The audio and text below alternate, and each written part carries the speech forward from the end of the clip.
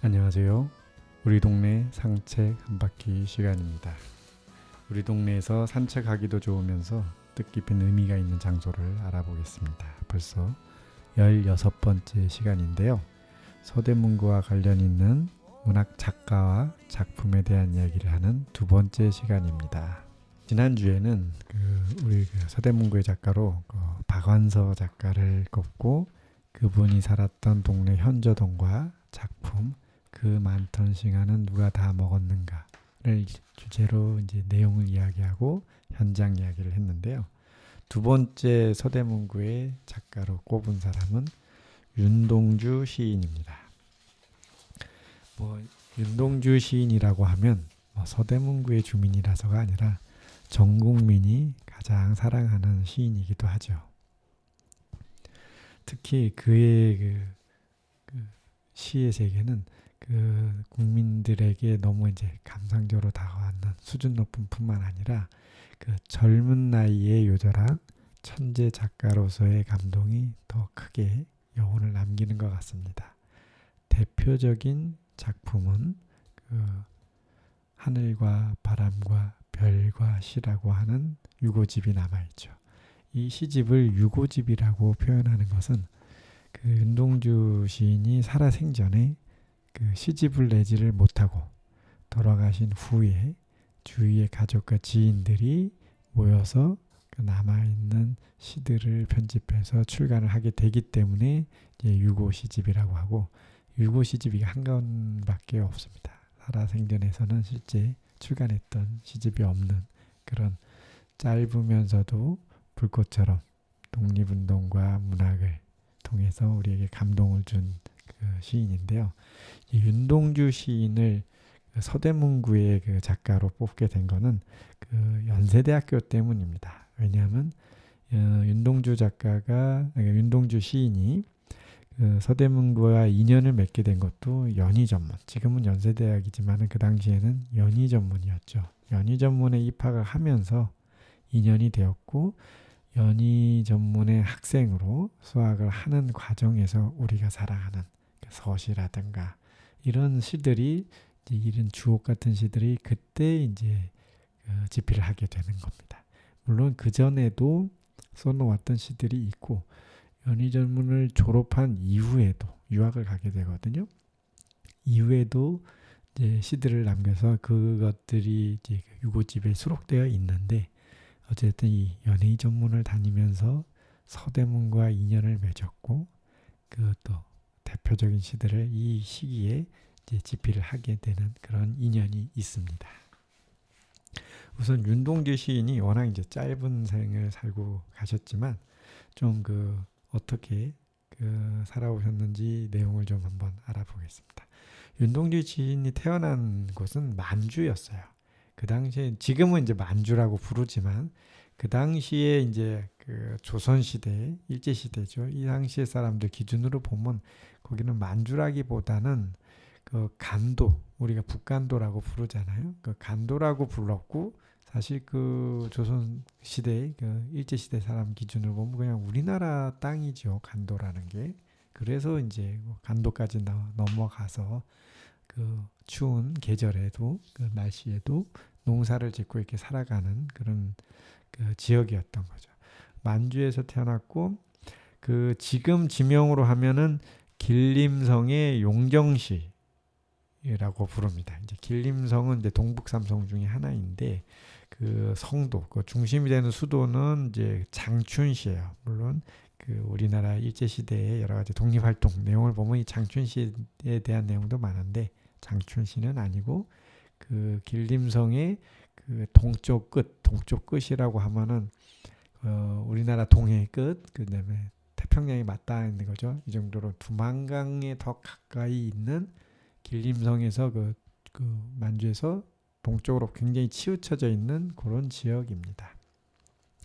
물론 이제 길림성 용정시라고는 하지만 또 시내에 살았다는 뜻은 아닙니다. 용정시라고 표현을 한 거고, 용정시에서 좀 떨어져 있는 시골인 거죠. 시대는 1917년입니다. 윤동주 시인이 태어난 시대는 1917년인데, 시기적으로 보면은 우리나라가 이제 그 나라를 뺏겼다라고 하는 건 사실 기준점은 이제 을사조약이거든요. 그래서 을사늑약이라고 하는데 이때가 이제 1909년이니까 그로부터 1917년이면은 한 10년쯤 지난 10년이 좀 못된 그런 시기인 거죠. 아직 그 3.1운동이 일어나고 그런 때는 아니고 아주 일본의 나라를 뺏긴 초창기입니다. 그리고 길림성의 그 당시 촌 이름은 이제 명동촌이라고 불렀는데 아까 말한 것처럼 길림성의 그 용정시 근처에 있는 어떤 한 이제 그 시골 마을인 거죠. 명동촌이고 여기는 조선인촌이었습니다. 시기적으로는 이제 일제 시대라고 하지만은 그럼 일제 시대고 윤동주 시인이 워낙 이제 젊은 나이에 돌아가시다 보니까 굉장히 아주 먼 옛날에 어떤 그런 느낌으로 다가오는데 실제로 이 시대는 현대사와 우리가 살고 있는 현재와 그냥 거의 맞물려 있습니다. 이유는 그 윤동주 시인이 어디 길림성 그 용정시 그 명동촌 시골에서 같이 그 동네에서 같이 살았던 사람 중에 한 분이 문익환 목사예요.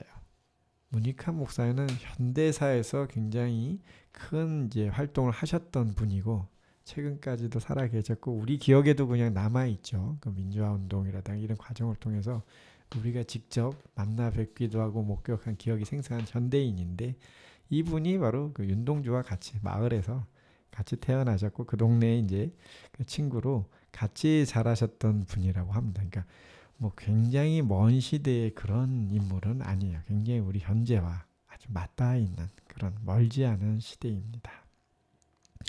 이렇게 이제 시골에서 태어나셨던 이제 윤동주 시인이 이제 이 서대문구와 인연을 맺게 된 거는 역시 연희전문에 입학하면서예요.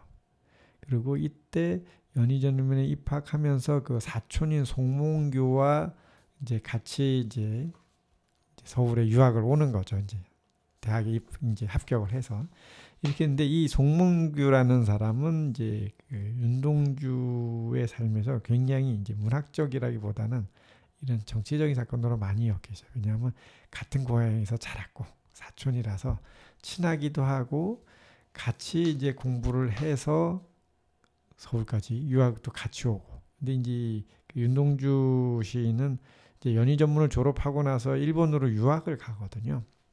그리고 일본 현장에서 그 정치 활동으로 이제 독립운동이라고 하는 거죠. 그래서 체포가 돼서 감옥에서 그냥 사망을 하게 되는 이런 일을 겪게 된 게 물론 윤동주 시인 자체가 이 독립적인 성향의 문학적인 독립 활동을 했다고 할 수 있죠.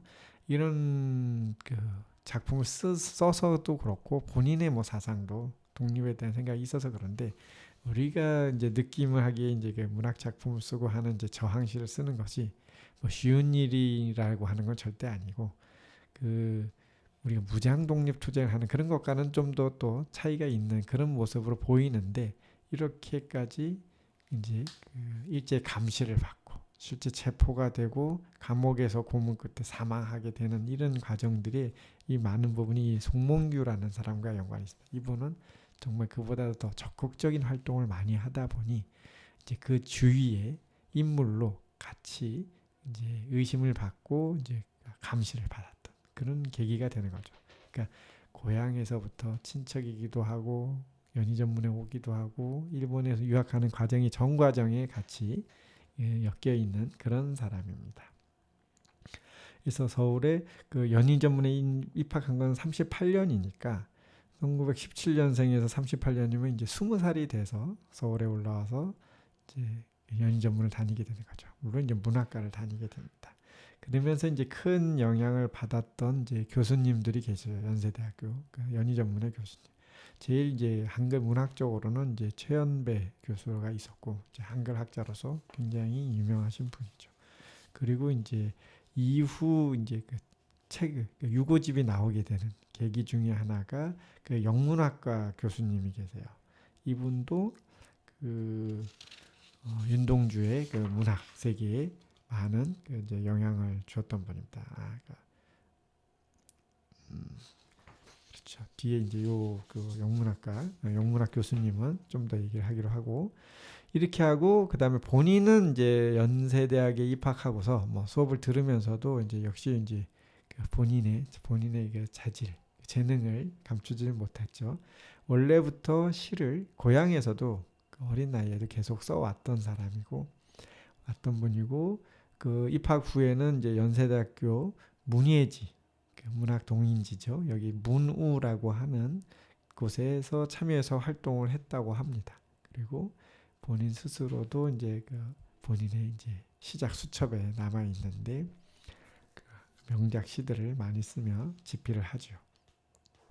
서대문구의 연관성이 있는 장소를 조금 더 구체적으로 생각을 해봤어요. 이제 뭐 그 연희 전문이라는 걸로 그 서대문구와 인연을 이제 맺기 시작한 건 많지만 이제 길게 보면 사실은 우리나라 문학 작가분들 중에는 그 연세대학교를 나오신 분들이 굉장히 많거든요. 그냥 기간이 길기도 하고 연세대학교라는 데가 그만큼 수준 높은 그죠? 그 교육기관이기도 하죠. 그래서 이제 좀 더 이제 이 윤동주를 서대문구의 대표적인 문학 작가로 꼽으면서 이제 인연을 맞았던 이제 장소를 좀 더 살펴보니까 이런 부분이 있어요.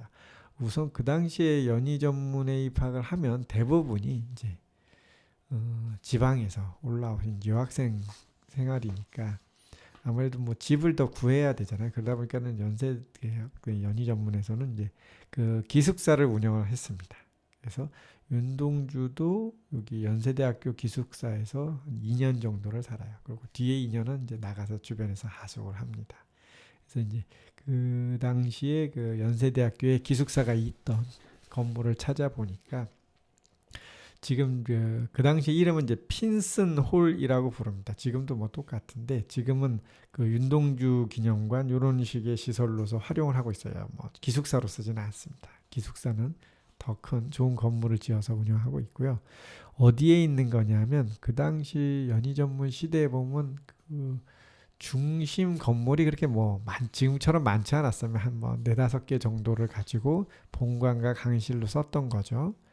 그 중에 이제 정문, 연세대학교 정문을 딱 들어가서 그 백양로라고 하죠. 그 대로를 쭉 따라서 끝까지 올라가면 맨 뒤쪽에 그 언더우드 그 설립자인 언더우드 동상이 있고 그 광장 바로 이제 맨 뒤편으로 그 당시에 언더우드관이 설립돼서 중앙에서 본관으로 사용되었고 이제 좌우로 이제 강의실로 쓸만한 건물들을 한 뭐 2개 정도 지었는데 그 위치 이 핀슨홀은 그 당시에도 그 연세대학교 핀슨홀은 이제 기숙사 연희 전문의 기숙사로 쓰기 위해서 지은 건물인데 위치로 보면 정문에서 딱 도착해서 본관 동상을 바라보고 왼쪽 편이에요.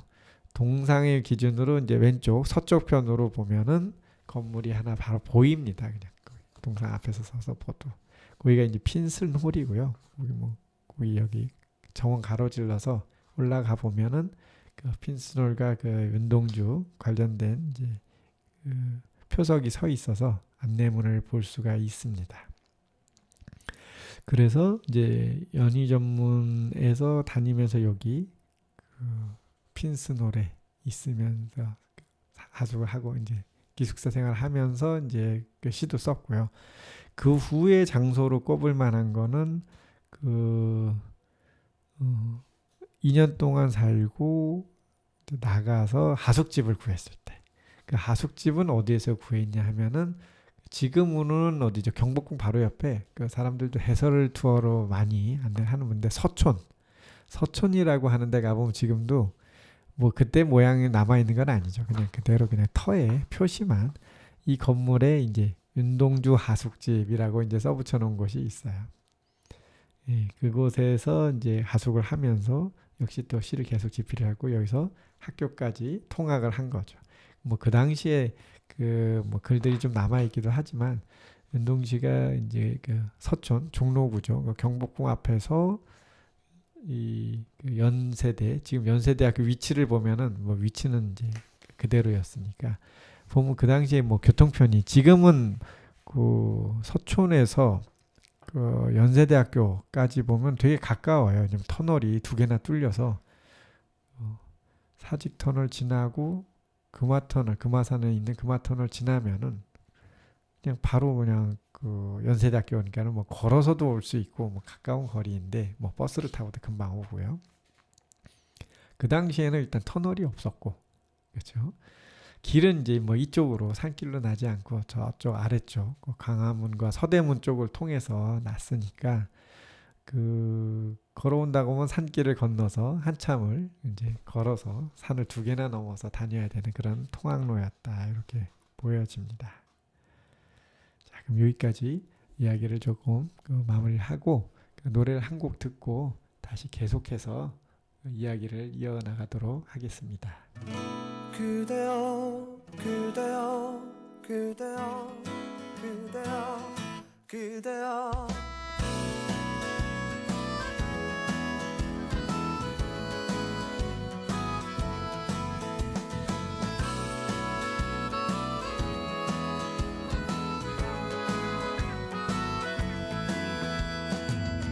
오늘은 우리 같이 걸어요 이 거리를 밤에 들려오는 자작 노래 어떤가요 몰랐던 그대와 단둘이 손잡고 알 수 없는 이 떨림과 둘이 걸어요 봄바람이 날리며 흩날리는 벚꽃잎이 울려 퍼질 이 거리를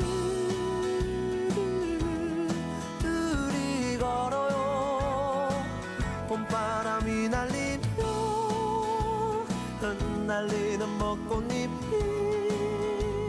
울려 퍼질 이 거리를 둘이 걸어요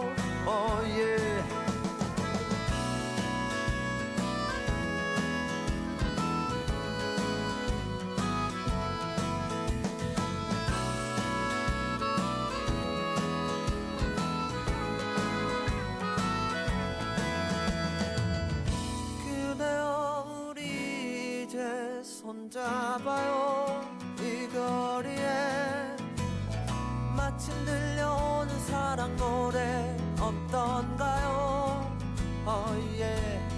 사랑하는 그대와 단둘이 손잡고 알 수 없는 이 거리를 둘이 걸어요 봄바람이 날리며 흩날리는 벚꽃잎이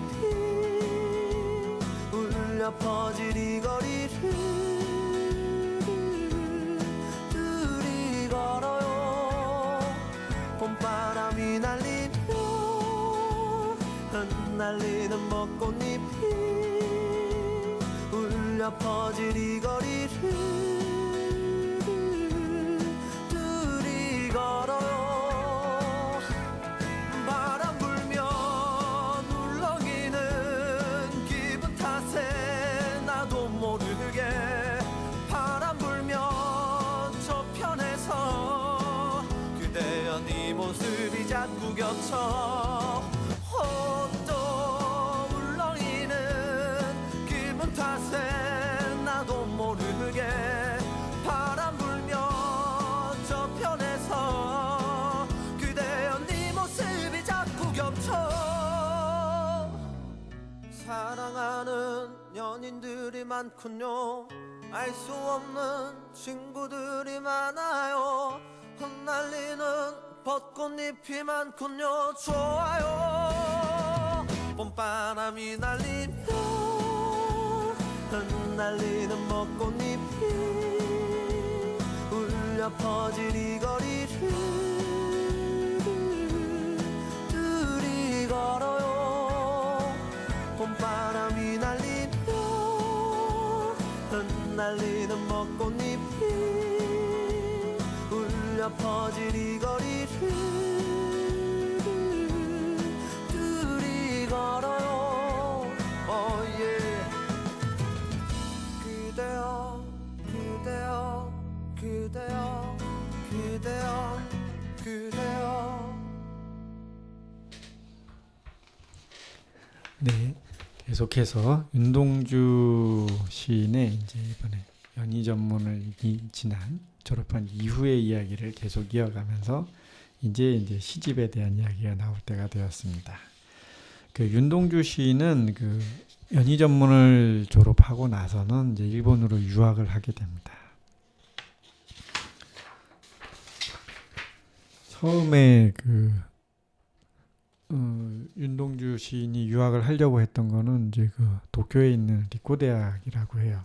근데 여기에서는 그 당시에 이제 한 번에 입학을 못한 점도 있고, 그 당시에 그 도쿄에서는 이제 이렇게 감시를 받는 입장에 있는 윤동주 시인이나 이런 그 유학생들이 활동하기가 쉽지는 않았던 시대였다라고 합니다. 그래서 실제 1년 정도 후에 그 윤동주 시인은 교토에 있는 도시샤 대학이라는 곳으로 이제 입학을 하게 됩니다. 그러니까 지역적으로도 도쿄를 떠나서 서쪽에 있는 그 교토 지역으로 이동을 하게 되는 거죠. 여기에서 그 당시 내용을 전한 분이 계신데, 역시 이제 아까 문익환 목사 비슷한 게네.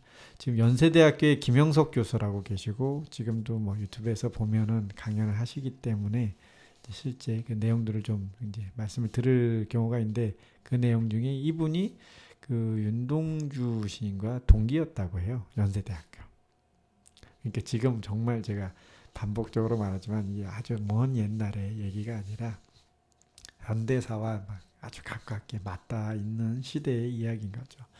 이 당시 이제 김영석 교수 얘기로는 이 교토에서 유학을 하고 있는 그 유학생, 조선인 유학생들 입장에서 보면은 거의 뭐 학도병으로 끌려나가는 그런 분위기였기 때문에, 실제 그 졸업 후에 계속적으로 공부도 하면서 또 독립과 관련된 시를 짓는 작품 활동을 하는 윤동주 시인 입장에서는 뭐 도쿄에 갔다가는 그 활동도 제대로 못하고 전쟁터로 끌려나가야 되는 그런 상황이었던 것으로 봅니다. 그런 뭐 여러 가지 상황 배경에서 이제 그보다는 좀 더 지방인 교토에 있는 대학으로 이제 입학을 하게 된 거죠.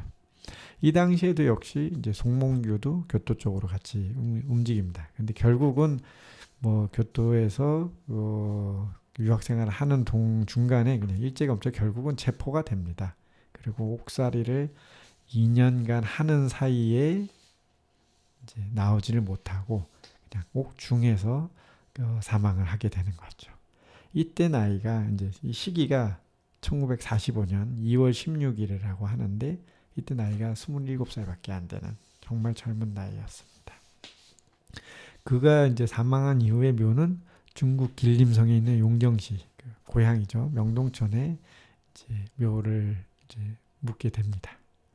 이렇게 해서 돌아가셨는데, 이 이후에 이제 얘기를 이제 시집에 대한 얘기를 이제 할 수가 있겠죠. 이제 45년 2월, 우리가 기억하잖아요. 45년 8월 15일에 우리가 광복이 되지 않습니까? 해방이 되는데, 정말로 정말 그 감옥에 2년간의 생활하면서 그 직전인 2월달 단 6개월 정도만 더 있었어도 해방된 광복된 조국을 보았을 텐데, 그걸 못 보고 이제 돌아가시게 됐고요. 이때까지로 해서 결국은 이제 여러 가지 메모와 뭐 이렇게 노트들이 남아 있지만 시집은 나오지를 못했어요. 그리고 시집은 아까 말씀드린 것처럼 사후에 나온 유고집으로 지인들에 의해서 나오게 됐는데, 그 시집이 출간되니까 우리가 아는 바람과 별과 바람과 이 책의 그 시집의 원본이 될 만한 어떤 시를 이제 졸업할 때, 연희점 졸업할 때 그 출간을 하려고 했는데, 그 당시에 뭐 윤동주는 이미 감시를 받고 있는 상황이어서 또 이렇게 독립적인 내용의 성격이 있는 시를 낸다는 것은 더 큰 감시와 탄압을 받게 되는 이제 상황이라, 주위에 뭐 은사들, 선생님들과 지인들이 다 말렸어요. 시집을 출간하지 말자. 상황이 너무 안 좋다. 그래서 윤동주는 직접 손으로 그 시를 써서 딱 3권을 만듭니다. 그래서 본인이 하나 가지고 있고, 하나는 이제 교수님, 영문과 교수님께 드리고, 또 하나가 이제 그 친구에게, 그때 이제 그 학교를 그 기숙사를 나와서 같이 그 하숙을 했는데, 여기 같이 자기 이제 학교 친구인 정병주 시인이라고, 현재도 이제 시인으로 활동하고 계신데, 정병주 교수와 같이 하숙을 해요. 이러면서 자기가 하나 갖고 친구한테 하나 주고 은사님 선생님께 하나 드렸는데, 이 중에 본인은 뭐 돌아가시면서 다 이 원고가 사라졌고, 그 다음에 다른 것도 분실이 됐고, 현재 최종 남아있는 건 그 같이 하숙했던 정봉주 교수가 보관했던 그 책의 원본이 하나가 남아서, 그걸 기반으로 죽은 후에 사후에 유고집을 내게 되는 게 계기가 됩니다. 정말 이런 우연과 우연이 겹쳐서 단 한 권이 남아있지, 손으로 쓴 세 권 중에 한 권이 남아있지 않았으면 유고집이 나오기도 어려웠던 그런 상황이 아니었을까 생각합니다. 훌륭한 건, 제가 놀라웠던 거는 이제 윤동주 연구에서 많은 분들이 말하는 것 중에, 제가 별을 해는 밤, 서시, 자화상, 참외로, 이런 뭐 우리가 좋아하는 대표적인 시들이 그 연희 전문 뭐 재학 중에 썼다라고 하는 게 뭐 어떻게 돌아가시고 나서 원고만 보고 아니야라고 하는데, 마치 일기장처럼 시 끝에다가 날짜를 적어 놓으신 거예요. 그래서 우리가 연희 전문에서 이런 다니는 동안에 이런 시를 썼다는 걸 알 수도 있고, 연구에서는 너무 중요한 일이죠.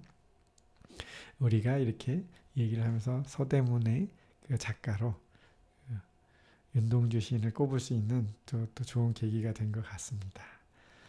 자, 그렇게 해서 이제 사망하시고 나서 이제 유고집이 나오는데, 유고집이 나온 거는 그 46년, 그러니까 45년에 그 후쿠오카 감옥에서 돌아가셨거든요.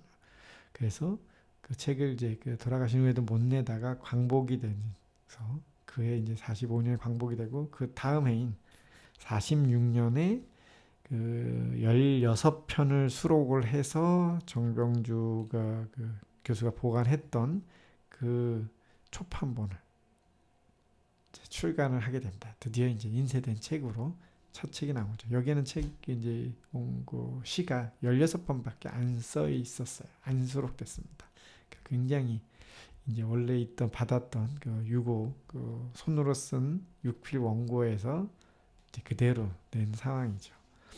그 후에 이제 바로 2년 후에 또 역시 그 윤동주 시인의 이제 친구인 강처중이라는 분이 더 추가적인 시를 모아서, 왜냐하면 그 시가 고향에 남아있던 그 작품도 있고, 문호 활동을 하면서 이렇게 써놨던 것들, 자료들을 더 수집을 해서 추가를 했습니다. 그래서 31편을 더 이제 모두 수록해서, 아까 16편이었는데 추가를 한 거죠. 15편을 추가해서 31편을 추가한 31편이 수록된 유고집이 역시 이제 48년에 2년 후에 한 번 더 발간이 됩니다. 지금 우리가 윤동주의 그 서시라고 생각하는 그 서시가 들어있는 그 책은 초판본을 거의 요 48년에 나온 31편이 수록된 요 책을 기준으로 연구를 많이 하는 편이에요. 그 후에 이제 지금 그 윤동주 그 시인의 형제분의 이런 분들은 이제 많이 그 당시에도 그렇고 감시를 많이 받아서 박해를 받아 돌아가셨는데, 현재로는 그 윤동주 시인의 그 친여동생이 살아 계세요. 그래서 그분이 48년도에, 우리가 48년도가 6.25가 나기 진짜 마지막 단계, 진짜 북과 남 이게 자유롭게 왕래가 되는 마지막 시절이거든요. 이 당시에 그 간도의 고향에서 이제 한국에 그 조선이 들어와서 그 월남까지 해서, 아무래도 아직은 이제 왕래가 자유로운 시대니까 해서 남한까지 와서 현재 그때 윤동주 시인의 작품들, 고향에 남아있던 원고들, 노트들, 이런 것들을 가지고 내려옵니다. 이 미발표 시들 85수를 가지고 38선을 넘어서 날아오면서 현재 우리가 윤동주 시라고 하는, 현재는 116편의 시가 실려있는 그 윤동주 시집이 나와 있습니다. 이런 진짜 우연과 많은 사람들의 그 희생이 없었으면 우리가 윤동주 시인의 시라고 해도 정말 10편도 안 되는 시를 갖다 볼 수밖에 없는 그런 상황이 될 수도 있지 않았나라는 생각이 듭니다. 현재는 이제 116편의 시가 실려 있고요. 여러 가지 연기를 통해서 하는데 아무래도 이제 본인이 낸 게 아니라 유고집을 내다 보니까는 시별로 약간씩 다른 여러 가지 버전들이 있어요. 그런 것들은 연구를 하면서 계속 발전을 해 나가고 있는 것 같습니다. 자, 노래 한 곡 듣고 다음 이야기를 계속 이어가 보도록 하겠습니다.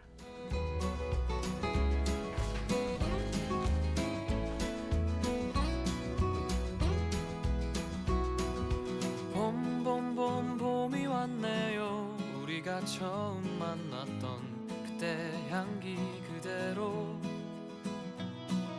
그때가 앉아 있었던 그 벤치 옆에 나무도 아직도 남아있네요.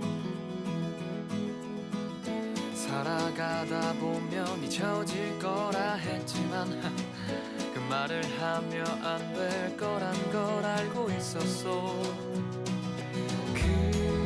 그대여 너를 처음 본 순간 나는 바로 알았지.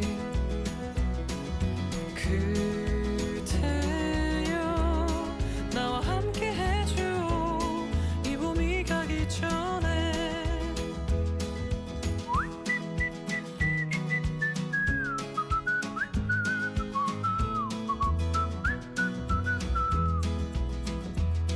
다시 봄이 왔네요. 그대 없었던 내 가슴 시렸던 겨울을 지나 또 벚꽃잎이 피어나듯이 다시 이 벤치에 앉아 추억을 그려보네요. 사랑하다 보면 무뎌질 때도 있지만 그 시간마저 사랑이란 걸 이제 알았어. 그대여 너를 처음 본 순간 나는 바로 알았지. 그대여 나와 함께 해줘 이 봄이 가기 전에.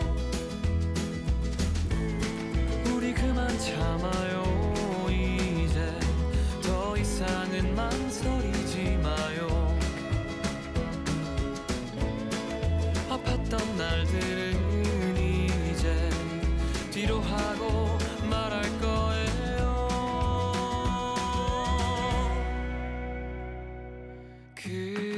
그대여 너를 처음 본 순간 나는 바로 알았지.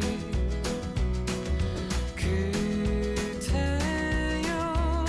나와 함께 해줘 이 봄이 가기 전에.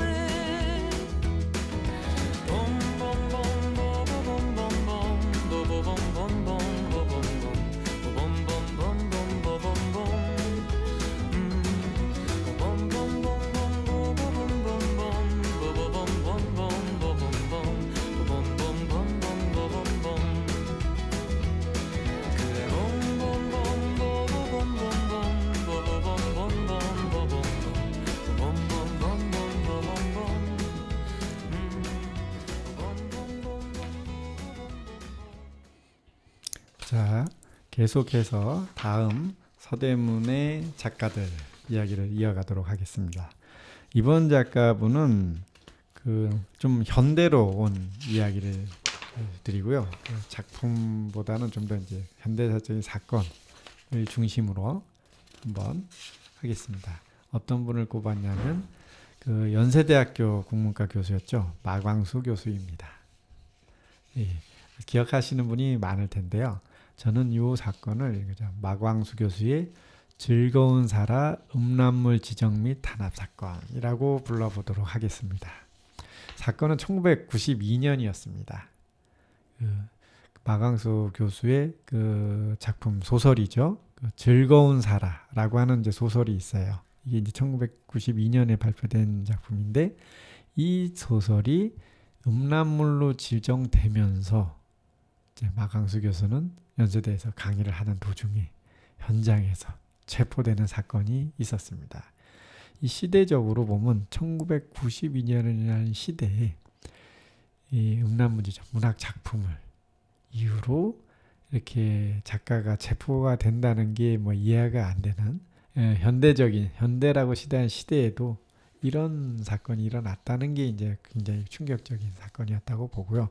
저는 이제 앞에 설명드렸던 여러 가지 이제 서대문의 작가, 박완서 작가나 윤동주 시인 같은 경우는 다르게 이분들은 이제 작품적인 측면에서 우리에게 우리가 자랑스럽게 생각하는 그런 이제 그 작가님들 꼽았는데 이제 마광수 교수는 사실 그런 것보다는 이 사건의 중심에 있었던 충격적인 사건의 중심에 있었던 인물로서의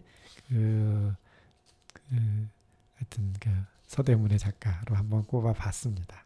그러니까 작품에 대한 평가는 그죠. 이게 사건 자체가 이제 음란물 지정 사건이라고 한 것처럼 그 외설 논란에 관련된 거잖아요. 그래서 어떤 분들에게 대해서는 이거는 뭐 꼽기도 부끄럽다 할 수도 있고 어떤 분은 아니 이게 작품보다는 이 사건이라는 상징성이 더 크다라고 생각하실 수도 있을 것 같아요. 그런 이제 논란이 됐다는 측면에서 서대문구에 있었던 서대문구의 작가요 이제 인물을 한번 넣어봤는데 이유는 이렇습니다. 그 우리나라의 그 연세대라고 서대문구에서 연세대가 차지하는 그 비중이 굉장히 크거든요. 워낙 역사가 오래되고 정말 수준 높은 교육을 하는 대학이다 보니까 이곳을 이제 연세대학교를 졸업하고 이제 활동하신 분들의 이제 훌륭하신 분들이 많이 있어요.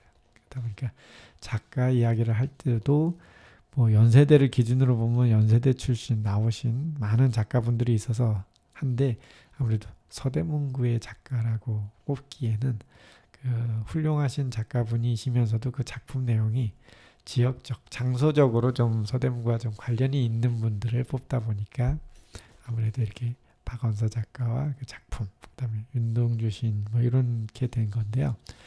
이 연세대 그 마광수 교수의 작품도 사실은 그 사건이 현장이 그 연세대학교 강의실 안에서 벌어졌다는 것과 또 하나는 그 작품 내용이 전체적으로 보면 신촌을 중심으로 이제 이야기가 진행이 돼요. 이런 배경적인 측면도 있습니다. 그럼 우선 마광수 교수에 대해서 조금 살펴보도록 하겠습니다. 역시 연세대학교 나오셨고요. 연세대학교 국문과 교수를 하고 계셨습니다. 본인이 이제 실제 그 시와 소설을 쓰는 작가이기도 하고요. 그리고 재밌는 거는 역시 그 이게 우연한 인연이라고 할까요? 윤동주 연구로 박사학위를 받았습니다. 자, 이제 사건이 시작된 1992년 근처로 가보겠습니다. 이분은 그 에세이집 그 나는 야한 여자가 좋다라고 하는 수필집이에요. 본인의 어떤 감상과 성향들을 잘 나타낸 글이죠. 이걸 89년에 이 수필집을 출간하면서 데뷔를 합니다. 그렇죠. 같은 해이긴 한데 89년에 했는데 데뷔는 이제 권태라는 소설로 뭐 등단을 했어요. 역시 89년입니다. 그리고 이제 이 사건의 이제 기초기가 되는 이제 등단한 직후에 바로 나는 야한 여자가 좋다라고 하는 에세이집을 내면서 이제 89년 작품 활동이 시작되고요. 바로 이어서 그 해에 시집입니다. 제목은 가자 장미여관으로 라고 하는 시집을 냈고요. 89년. 드디어 이제 3년 후인 92년이 옵니다. 소설 즐거운 사라라고 하는 소설집을 이제 장편 소설집을 냅니다. 이게 92년인데 이제 딱 바로 그 해 92년이 나왔죠. 즐거운 사라라고 하는 소설이 하여튼 나오면서부터 이제 이슈가 되고 논란이 됐어요. 역시 이게 외설 논란이죠. 이제 사건의 핵심은 이렇게 이제 논란이 퍼져 나가다가 결국은 이제 그 검찰에서 그 형법, 뭐 음란물에 관련된 형법이라고 해요. 243조, 뭐 244조 뭐 이 형법을 들어서 이 소설이 음란물에 해당한다라는 이유로 그냥 경찰이 들이닥쳐서 강의 도중에 강의실에서 그냥 체포가 된 사건입니다. 그리고 법정에서도 재판을 해서 이 사건이 유죄가 돼요. 그리고 징역 선고도 받습니다. 그리고 대중에게는 하여튼 한국 성문화가 이때 그냥 서로 이제 논란이 많이 되면서 이슈가 되는 그런 아마 평가로는 1992년 당시에는 뭐 있을 수 없는, 그렇죠? 한국의 성문화를 크게 후퇴시킨, 그다음에 문학적인 표현의 자유를 크게 후퇴시킨 그 피라 사건, 탄압 사건으로 하여튼 평가를 받고 있습니다. 이게 이제 그 경찰에서 얘기를 한 거는 뭐 어쨌든 음란물인데, 마광수 본인은 유미주의적 쾌락주의를 전적으로 추구했다라고 이제 본인의 표현입니다. 이렇게 이런 사상과 예술에 대한 관이 다른 거죠. 저는 이제 이 사건에서 이제 그 몇 가지 이제 그 장소적인 측면을 이제 의리로, 그러니까 우리가 서대문구에서 흥미 있는 장소들 이런 측면에서 좀 본 건데, 우선 아까 그 시집에서도, 시집의 제목에서도 이제 느끼셨을 거예요. 나는 야한 여자자 에세이를 내고 나서 바로 그 해에, 같은 해 89년에 가자 장미여관으로 라고 하는 시집을 내는데, 이 장미여관이 그 실제로 그 연세대 정문 건너편에서 신촌 로타리 가는 방에 신촌에 있던 실제 그 여관입니다. 장미여관이라고 하는 여관이 있었고, 뭐 오랫동안 영업을 했던 데고, 그 뭐 규모도 큰 뭐 작지 않은 건데, 뭐 그렇다고 해서 이 시집이 그 실제 그 장미여관을 현장을 모델로 해서 한 건 아니죠. 그냥 가상의 이름으로 쓴 건데, 이름이 똑같으니까 독자 입장에서 보면 의도는 본인은 가상의 장소이고 가상의 명칭이라고 하지만, 뭐 신촌에 장미여관이니까 뻔히 다 알고, 거기에 이제 그 신촌에서 이제 활동을 하는 이제 뭐 학생들이 많이 있는데 뭐 다 연상을 했겠죠. 그 장미여관이 이 장미여관 아니야라고 하는 연상을 주는, 유추할 수 있게 해주는 그 제목이죠. 위치는 그 동네 이름은 거기가 창천동이에요. 위치 보면 연세대 정문에서 그 신촌 로타리방으로 나오다 보면 뭐 한 중간쯤 가다가 왼쪽 편으로 있는, 뭐 그렇게 골목길은 아니고 왼쪽 편으로 있는 굉장히 크고 번듯한 뭐 건물입니다. 그리고 작가는 역시 그냥 그 장미여관을 특정 장소가 아닌 작가의 상상 속에 존재하는 가상 공간으로 표현했고, 그 뭐 시 안에서는 이제 그 성적 판타지를 상징하는 은어로 사용하는 뭐 그런 장소의 명칭입니다.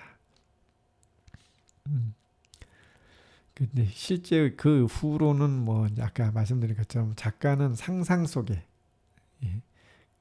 상징이다라고 했지만은 실제 뭐 받아들이는 입장에서는 굉장히 유명해졌죠. 그래서 대중적인 흥미를 끌었고, 실제로 뭐 그렇다고 해서 그 실제 뭐 연관성이 있거나 뭐 그래서 거기가 갑자기 장사가 잘 되거나 그런 거는 전혀 아닙니다. 그냥 우연히 신촌이라고 하는 그 작품의 배경, 그리고 그 실제로 그러니까 존재하는 실명의 장소가 있다라는 거, 뭐 이런 측면 때문에 그냥 재미삼아 한번 이렇게 살펴본 거고요. 그 참 인연이라는 게 그 묘한 게, 흐름이라는 게, 일단 뭐 장미여관은 이런 그 작품, 이 피라 사건의 그 뭐가 된 이제 작품 이름과만 뭐 차용이 돼서 비슷한 건데, 그 후로 이제 뭐 어떤 장미여관은 끝나고 그 자리에 생긴 게 하필이면은 이제 또 락카페입니다. 지금 그 당시에는 락카페라고 불렀었던 것 같은데, 그 홍대, 지금은 홍대가 클럽 문화로 유명하잖아요. 그런 클럽에 가깝다고 생각하시면 될 것 같아요. 그래서 역시나 그런 이제 성과 그 가상의 공간, 상상 속에 성적 판타지를 하는 가상의 공간이 여관이라는 업종이가, 그 다음에 그런 유흥의 대표적인 이제 클럽, 이런 쪽으로 이제 업종이 연관되는 것도 참 특이합니다. 그 후에 그 생겼던 그 장소에, 장미여관이 있던 장소에 생겼던 클럽 이름은 스페이스였다고 해요. 그래서 신촌 스페이스가 신촌에서는 굉장히 뭐 한 개는 아니지만 여러 개 있는 대표적인 유명한 하여튼 클럽 중에 하나였다라고 하네요. 이런 이제 비슷한 계열의 문화 코드가 이어집니다. 이 스페이스는 저도 이제 그 후에 이제 기사들이나 이런 거 봤을 때 사람들이 이럴 때 많이 또 언급을 하기도 해요. 그러니까 인기 드라마 중에 응답하나 시리즈가 있는데, 거기에서 이제 주인공들이 이제 대학 시절에 대학생들이 주인공일 때 그 이제 신촌에 가서 클럽 앞에 줄을 서다가 아니 뭐 이제 출입을 금지돼서 그 보통 벤치 맞는다고 하죠. 아, 뭐 들어가시면 안 됩니다. 뭐 이런 장면들이 나오는데 그 이제 모델이 됐던 게 이제 그 클럽이 신촌에 있는 그이 스페이스라고 하는 클럽 앞에 그거를 이제 표현을 해서 했다고 할 정도로 굉장히 그 당시에 신촌에서는 유명한 클럽이었던 것 같아요. 예, 그런 걸로도 유명했고 현재로는 그 장소에 뭐 빌딩도 있고 있어요. 그 스페이스 이후에는 뭐 그냥 찜질방으로 사용되다가 지금은 이제 그 건물 자체도 그냥 헐고 새로 지어서 뭐 일반적인 그 상업용 건물로 임대가 되어서 사용되고 있습니다. 이렇게 됐고 이 사건이 한 2010년 이후에는 이제 아까 그 클럽도 없어졌고 한중막으로 있다가 그죠 이렇게 진행되어 있었고 마광수 교수도 이제 그 우연찮게 그냥 이게 연관 우연에 의한 연관을 말씀드리면은 본인도 스페이스 입구에서 한번 쫓겨난 적이 있다라고 하는 말을 살짝 언급한 적이 있어요. 뭐 그냥 지나가는 말로 한 거니까 뭐 그런 에피소드 정도로 생각하시면 될 것 같습니다. 지금도 이제 검색을 해보면 장미여관이라고 하면은 좀 나와요. 근데 장미여관이 그 진짜 여관 그런 게 아니라 그냥 그런 유흥주점 술집 이름이 그냥 장미여관이라는 곳이 있는데 뭐 전혀 장소 위치나 뭐 업종이나 뭐 연관성은 전혀 없는 뭐 그런 곳입니다. 이런 사건이 있었고 장소적인 측면에서 이제 마광수 교수의 그 작품보다는 이 신촌과 관련된 연관으로 필화 사건으로 의미를 갖는 그런 일이 있었다라는 말씀을 좀 드리고요. 조금 더 이제 제가 이제 서대문구의 그 작가들이라고 했을 때 조금 더 주목했던 거는 아까 말씀드린 것처럼 연세대학교에서 그 출신의 그 작가분들이 많기 때문에 그분들을 뭐 다 이제 서대문구와 이제 관련 있는 것보다는 장소적인 측면이 있을 때만 뽑았는데 그와 비슷한 계기가 되는 게 하나가 더 있어서 말씀을 같이 하면 재밌지 않을까 합니다. 하나는 그 서대문 형무소입니다. 서대문 형무소는 일제시대부터 시작해서 87년도까지 현대까지도 계속 형무소로 그 교도소죠. 로 운영이 되던 거라서 사실 일제시대에 그 관련된 독립운동이나 작가들 외에도 그 이후 시대에도 그 많은 작가분들이 이제 필화 사건으로 정치적인 사건에 물려서 이제 여기 수감이 된 그런 인연이 서대문구와는 있어요. 근데 이제 그런 작가분들 중에서 이제 그 서대문구 형무소에 수감됐던 경험들을 바탕으로 또 이제 작품을 쓰신 분들이 있어서 이런 분들까지는 좀 우리가 한번 알아두는 것도 흥미롭지 않나라고 하는 생각이 들어서 오늘 잠깐 말씀 좀 같이 드리고 싶습니다. 서대문구 형무소는 독립문과 함께 서대문구 대표적을 하는 대표적인 장소거든요. 그래서 여기에서 이제 관련된 물을 보니까 일제시대부터 이제 시간대로 한번 좀 보겠습니다. 그 일제시대에 우리 작가 중에 이제 시문이라고 하는 대표적인 소설가 시인 계신데 이분도 역시 3.1운동으로 이 서대문 형무소에 투옥한 적이 있다고 합니다. 그 대표적인 상록수도 보면 그 일제시대에 이 농촌으로 가서 활동하는 그런 내용들이 담겨져 있잖아요. 그래서 그분 자체가 이제 그 문학적으로 활동하는 이제 그 독립 활동가라고 할 수 있고요.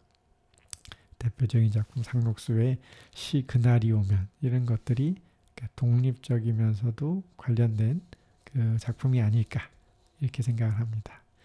두 번째로 또 한번 꼽고 싶은 건 역시 일제시대 대표적인 독립 활동하신 시인이죠. 이육사 시인.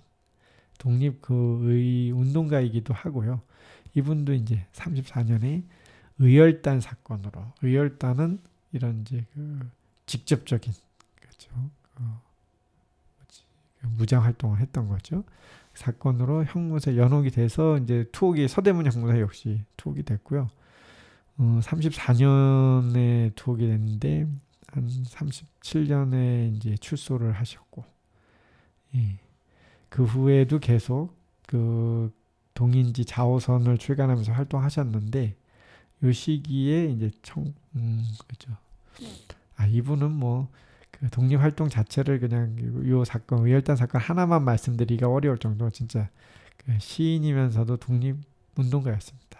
39년생의 생을 살리시면서 무려 17번이나 투옥이 되는 정말 인생이 그 항일 독립 운동과 그 독립 작품 활동으로 그냥 이어진 분이네요. 그 다음에 세 번째로 꼽으면 역시 뭐 너무 유명하십니다. 한용운 선생님. 시인이면서 독립운동가죠.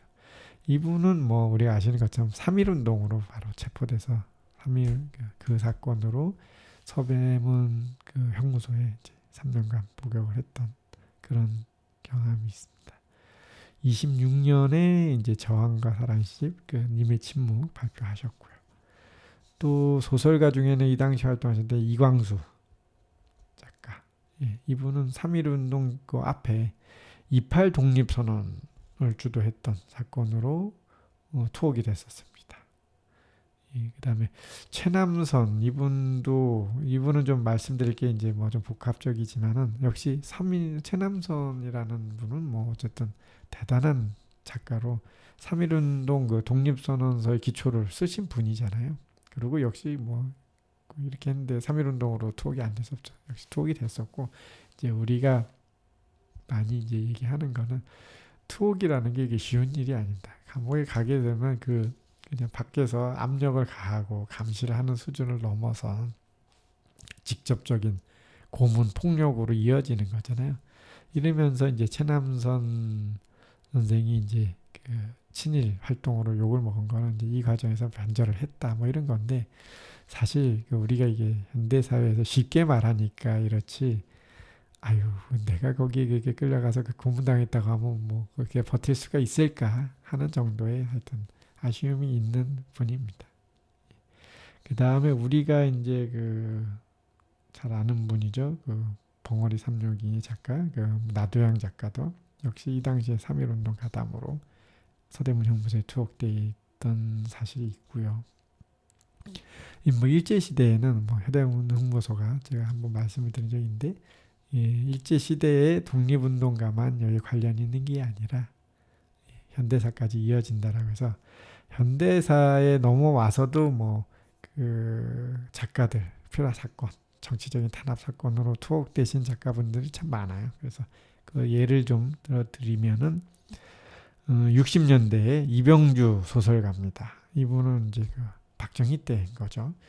5.16 쿠데타 직후에 그냥 여러 가지 이제 그 당시에는 그 쿠데타를 했던 군부 정권이 자기 이제 명분을 쌓기 위해서 그 피라 사건이나 이런 정치 사건들을 조작한 것들이 많이 있어요. 지금도 보면 계속 이제 진실을 파헤쳐서 다시 명예를 회복해드리고 있는데 이 당시에 이병주 소설가도 서대문 형무소에 수감이 됐고 이 당시에 형무소 안에서 했던 경험들을 또 다시 작품으로 쓴 대표적인 케이스입니다. 겨울밤이라고 하는 작품을 쓰셨고요. 소설 알렉산드리아라고 하는 작품을 쓰셨고 이 내용이 약간 뭐라 그럴까 감옥 속에서의 상황을 배경으로 이제 글을 쓰면서 여러 가지 이제 정치적인 권력에 대한 이제 패러디를 하는 거죠. 그 다음에 우리도 뭐 그 후부터는 많이 알죠. 70년대에는 이제 김지아 시인이 있었고 이분은 이제 더 역시나 박정희 시대인데 더 후기입니다. 유신 반대 뭐 이런 거 하다가 그냥 민청항력 사건 이게 다 조작된 사건으로 다시 재재판을 판결해주지 않습니까? 이런 것들 투옥이 됐습니다. 그러면서 이제 대표적으로 오적, 타말야 같은 저항 시들을 쓰셨고요. 70년대에 마찬가지로 이제 고은 시인 아주 우리나라의 대작가제요 시인이시죠. 이분도 70년대 민주화 운동, 반체제 운동으로 투옥이 됐는데 이제 대표 시집으로는 이제 문의 마을에 가서라는 책이 있고 이 고은 시인도 한 차례가 아니라 여러 차례 투옥이 됐습니다. 뭐 이런 사건들이 있었던 그걸 계기로 해서 서대문구에는 그래서 이런 뭐 좋은 의미거나 나쁜 의미거나 이렇게 서대문구와 같은 문학 작품 또는 작가들과 관련된 그 인연이 되는 계기들이 장소가 연세대학교, 서대문 형무소 이런 식으로 많이 있어요. 그래서 그 부분을 한번 기억해 봐 주시면 어떨까 생각합니다. 항상 이런 내용을 보고 나면은 현장을 한번 가보고 싶은 생각이 좀 들거든요. 그래서 서대문 형무소로 이제 그 유관순 열사 같은 이제 독립운동의 내용으로 이제 방문하게 되는데, 가서는 이런 작가들도 일제 시대도 그렇고 그 민주화 활동 시대도 그렇고 많은 탄압이 있었고, 그만큼 뭐 민주화 관련된 여러 가지 활동들을 하셨기 때문인 거거든요. 그런 이제 기억을 한번 되살려 봤으면 좋겠습니다. 자, 노래 한 곡 들으면서 이야기를 마무리 한번 해보도록 하겠습니다.